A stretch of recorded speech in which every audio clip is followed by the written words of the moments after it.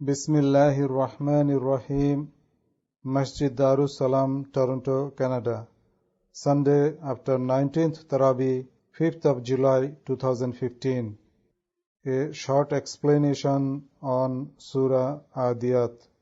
After this explanation, the answers to the questions are given by Hazrat Maulana Mufti Saeed Ahmed Palanpuri Sahib Damad Barakatuhu. الحمدللہ الحمدللہ الحمدللہ.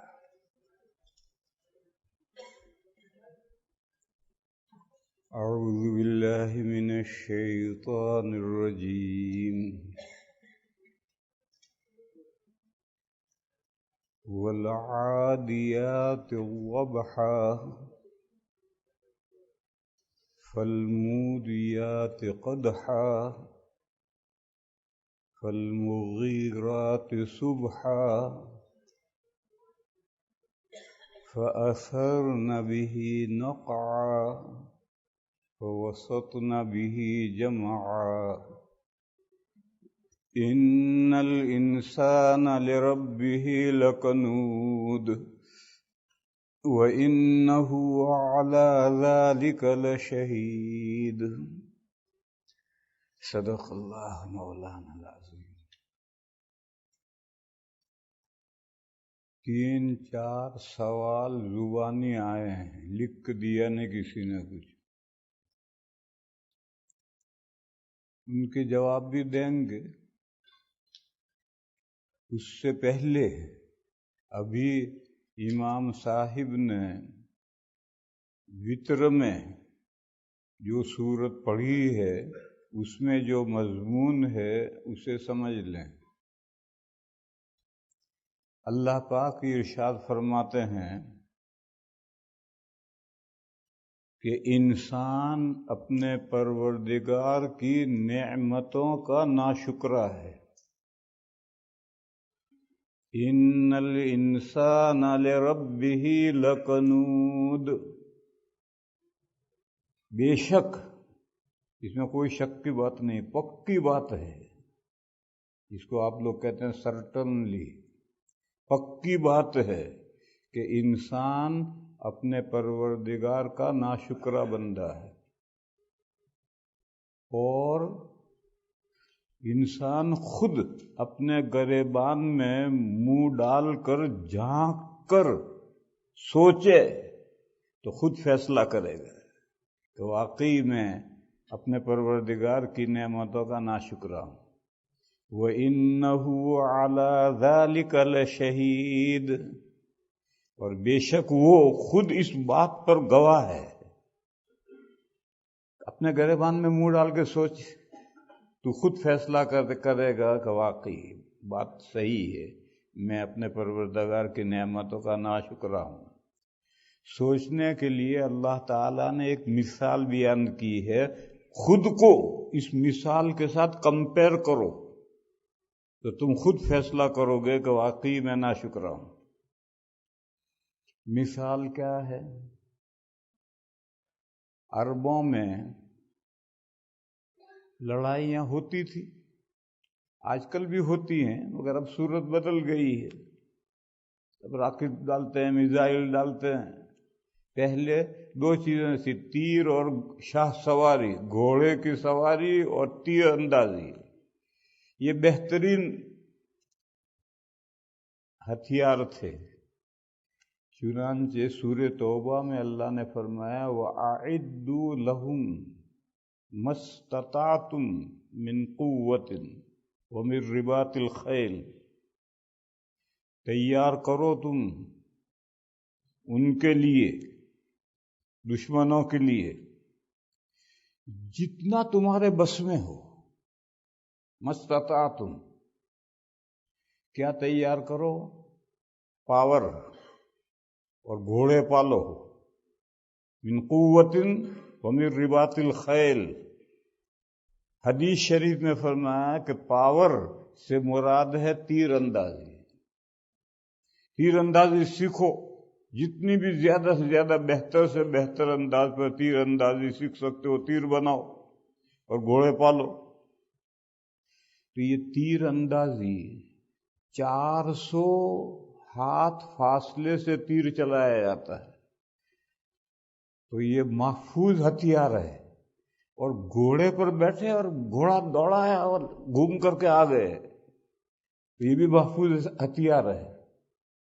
تو گھوڑوں سے جنگیں لڑی جاتی تھی، اور پھر دشمن پر حملہ رات میں کیا جاتا تھا۔ اس کو اردو میں کہتے ہیں شب خون مارنا، رات میں دشمن پر حملہ کرنا۔ نبی پاک صلی اللہ تعالی علیہ وسلم رات میں حملہ نہیں کرتے تھے، اس لیے کہ رات میں تو اندھیرا ہے، اس زمانے میں بجلی کہاں تھی۔ پھر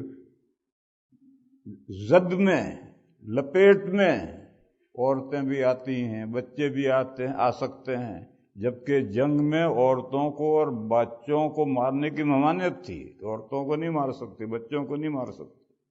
اور اندھیرے میں تو کوئی بھی زد میں آئے گا، اس لیے نبی پاک صلی اللہ تعالی علیہ وسلم شب خون نہیں مارتے تھے۔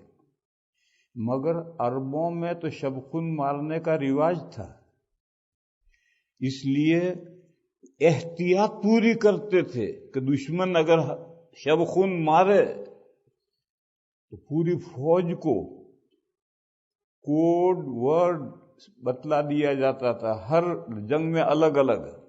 اندھیرے میں سامنے ایک آدمی آ رہا ہے، اپنا ہے یا پرایا ہے، پوچھیں گے مسموکا، واٹ یور نیم، تو اگر وہ غیر ہے تو اپنا نام بتائے گا، اور ہمارا ہے تو کوڈ ورڈ بولے گا، تو ہم سمجھ جائیں گے ہمارا ہے یا پرایا ہے۔ بہرحال حضور حفاظت تو پوری رکھتے تھے، لیکن خود شب خون نہیں مارتے تھے۔ لیکن عربوں میں شب خون مارنے کا طریقہ تھا۔ اب سنو، ایک آدمی پاس گھوڑا ہے، وہ دشمن پر شب خون مارنے کے لیے رات میں گھوڑے پر سوار ہوا، اور گھوڑے کو اس نے ایڑ کی۔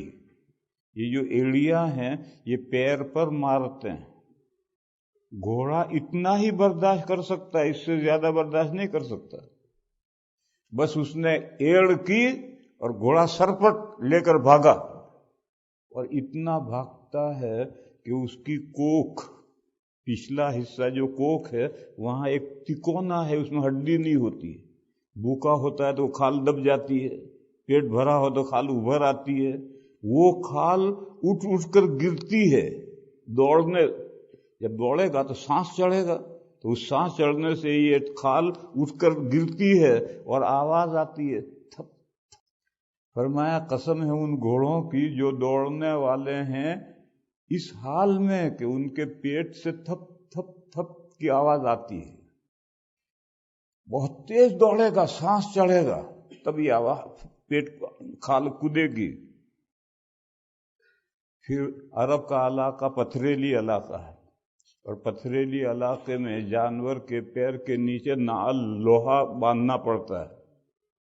یہ سڑک پر چلنے والے جانوروں کے نیچے بھی پیر کے نیچے نعل باندھنا پڑتا ہے۔ تو ان گھوڑوں کے پیروں میں نعل بندھے ہوئے ہیں، جب وہ رات کے اندھیرے میں دوڑتے ہیں اور پتھروں سے یہ لوہا ٹکراتا ہے تو پیچھے شرارے، آگ کے شرارے نکلتے ہیں۔ فالموریات قدحا، پھر وہ شرارے نکالنے والے ہیں ٹاپ مار کر، اتنا زور سے ٹاپ مار کر جاتے ہیں کہ پیچھے شرارے۔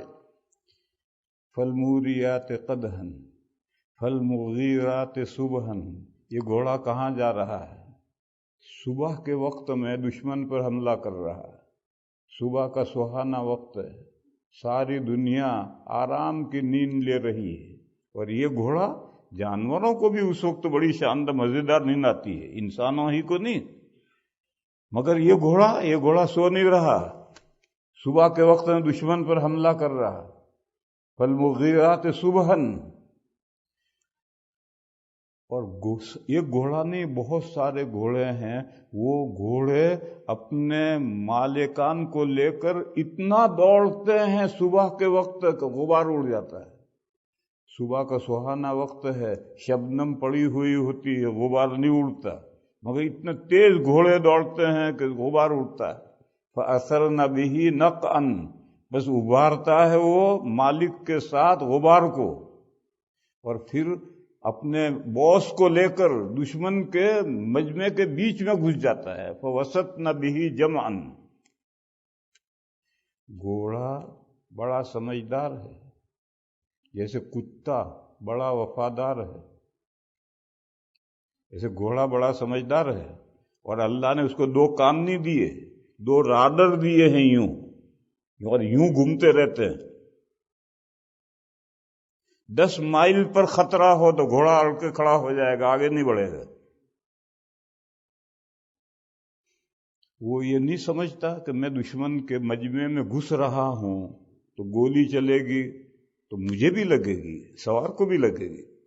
تیر مارے گا کوئی تو مجھے بھی لگے گا، سوار کو بھی لگے گا. تلوار چلائے گا تو مجھے بھی لگے گا، سوار کو بھی لگے گا. وہ سب سمجھتا ہے، مگر دشمن کے لشکر کے بیچوں بیچ میں اپنے آقا کو، اپنے باس کو لے کر گھس جاتا ہے. اب انسان اپنے کو اس گھوڑے کے ساتھ کمپیئر کر. یہ گھوڑا باس چند ہزار میں خرید کر لایا ہے، پیدا نہیں کیا، خالق نہیں، پیدا تو اللہ نے کیا ہے. یہ تو چند ہزار میں خرید کر لایا ہے، پھر لا کر اس کے گھاس چارے کا انتظام کیا ہے.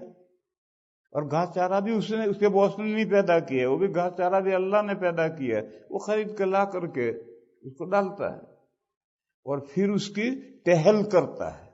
گھوڑے کو برش لے کر برش مارنا پڑتا ہے، اس کو اردو میں کہتے ہیں ٹہل کرنا. ایک خان صاحب کا گھوڑا تھا، اس کا ایک سائس تھا، سائس گھوڑے کا خادم.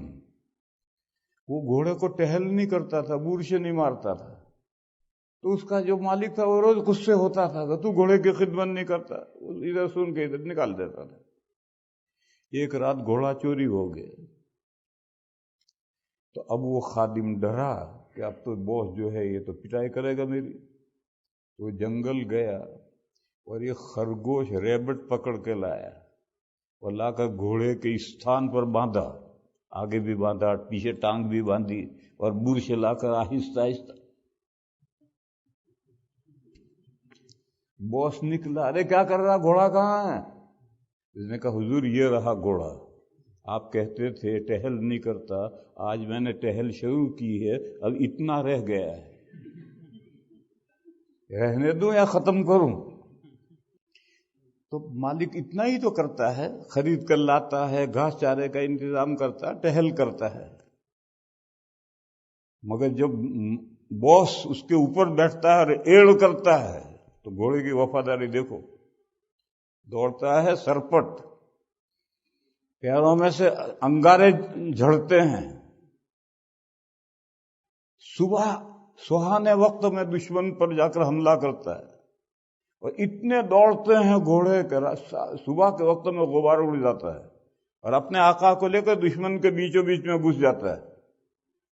اب تم کمپیئر کرو، تمہیں اللہ نے پیدا کیا، تمہاری تمام ضرورتیں اللہ نے مہیا کی، تمہاری کوئی پریشانی ایسی نہیں ہے جو اللہ نے حل نہ کی ہو. اب تم سوچو تم اللہ کے کتنے وفادار ہو. تم گریبان میں منہ ڈال کر سوچو گے تو یہ خود یہ فیصلہ کرو گے کہ بھئی گھوڑے جتنا میں وفادار نہیں ہوں، میں تو اپنے رب کی نعمتوں کا ناشکرا ہوں. یہ خود انسان یہ فیصلہ کرنے پر مجبور ہوگا. یہ مضمون آج پڑھا گیا تھا تو میں نے سوچا کہ یہ مضمون آپ کو سمجھا دوں. یہ صورتیں روز پڑھی جاتی ہیں اور ان چھوٹی چھوٹی صورتوں